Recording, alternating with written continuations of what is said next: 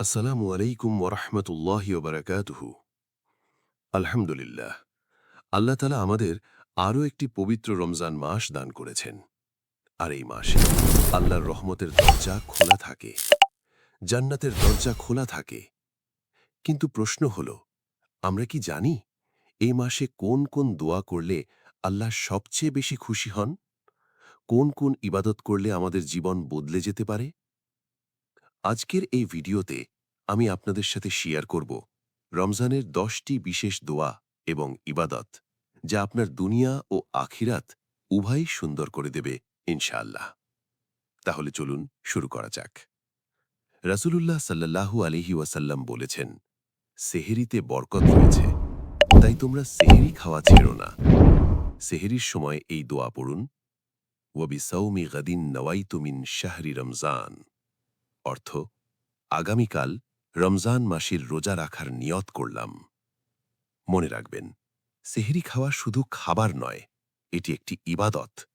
এবং শেষ তৃতীয়াংশ রাতে আল্লাহ প্রথম আসমানে নেমে আসেন এবং বলেন, কে আছো যে আমার কাছে দোয়া করবে, আমি কবুল করব? তাই সেহরির সময়টাকে কাজে লাগান। দোয়া করুন, ইস্তেগফার করুন, তওবা করুন। হাদিসে এসেছে, রোজাদারের দোয়া ইফতারের সময় ফিরিয়ে দেওয়া হয় না। সুবহানুল্লাহ। ইফতারের ঠিক আগ মুহূর্তে, যখন আপনার সামনে খাবার সাজানো, আজানের শব্দ ভেসে আসছে, ঠিক সেই মুহূর্তে এই দোয়া পড়ুন, আল্লাহুম্মা লাকা সুমতু ওয়া আলা রিজকিকা আফতারতু। অর্থ, হে আল্লাহ, আপনার জন্যই রোজা রেখেছি এবং আপনার দেওয়া রিজিক দিয়েই ইফতার করছি। এই মুহূর্তটা খুবই গুরুত্বপূর্ণ। এই সময় আপনার যে কোনো দোয়া কবুল হতে পারে। তাই নিজের জন্য, পরিবারের জন্য, উম্মার জন্য দোয়া করুন। আল্লাহ তাআলা বলেন, লাইলাতুল কদর হাজার মাসের চেয়েও উত্তম। হাজার মাস মানে প্রায় ৮৩ বছরের বেশি। একটি রাত যদি আপনি সঠিকভাবে কাজে লাগাতে পারেন, তাহলে সারা জীবনের ইবাদতের চেয়েও বেশি সওয়াব পেতে পারেন। আয়েশা রাদিয়াল্লাহু আনহা রাসূলুল্লাহকে জিজ্ঞেস করেছিলেন, ইয়া রাসূল আল্লাহ, যদি আমি লাইলাতুল কদর পাই, তাহলে কি দোয়া করব?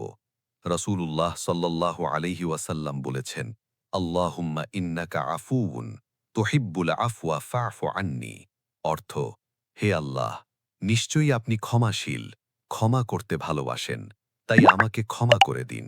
এই দোয়াটি, এই সংক্ষিপ্ত দোয়াটি হাজার বার পড়ুন লাইলাতুল কদরে, বিশেষ করে শেষ দশকের বেজোড় রাতগুলোতে, ২১, ২৩, ২৫, ২৭, ২৯ তারিখে।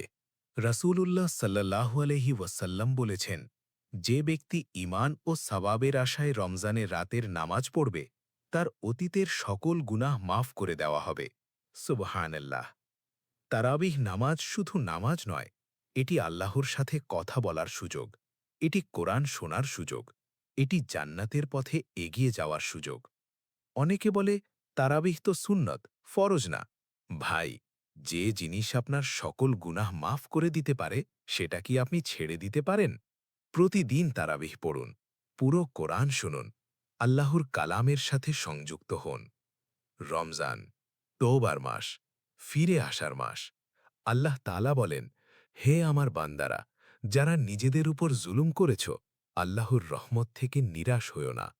নিশ্চয়ই আল্লাহ সকল গুনাহ মাফ করে দেন।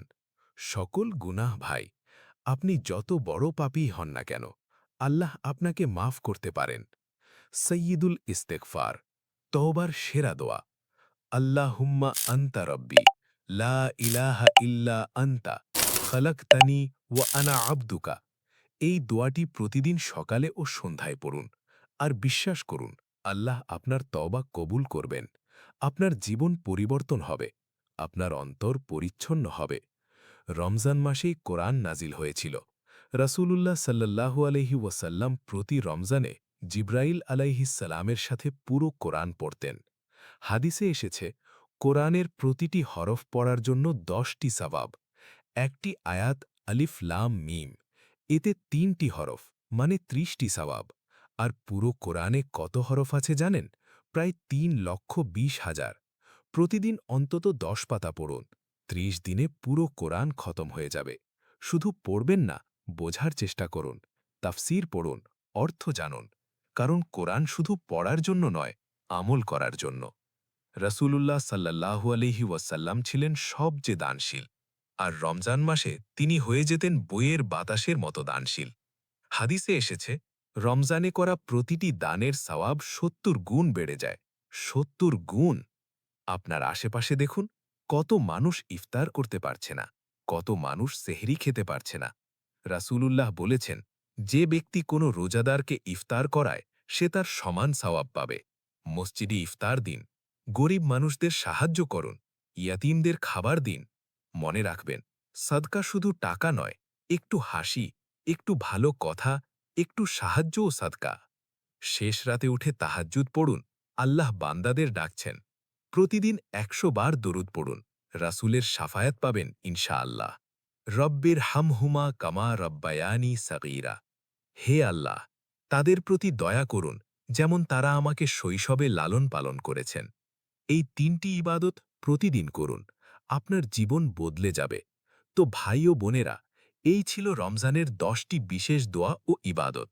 মনে রাখবেন, রমজান মাত্র ৩০ দিন, কিন্তু এই ৩০ দিন আপনার পুরো জীবন বদলে দিতে পারে। তাই আজ থেকেই শুরু করুন, একটা একটা করে আমল করুন। আল্লাহ তাআলা আমাদের সবাইকে এই রমজান সঠিকভাবে কাজে লাগানোর তৌফিক দান করুন। আমিন। ভিডিওটি ভালো লাগলে লাইক দিন, শেয়ার করুন এবং চ্যানেল সাবস্ক্রাইব করুন, কারণ ইসলামিক আদর্শ ছড়িয়ে দেওয়াই আমাদের লক্ষ্য। আর কমেন্টে জানান, এই রমজানে আপনার প্রথম আমল কোনটি হবে।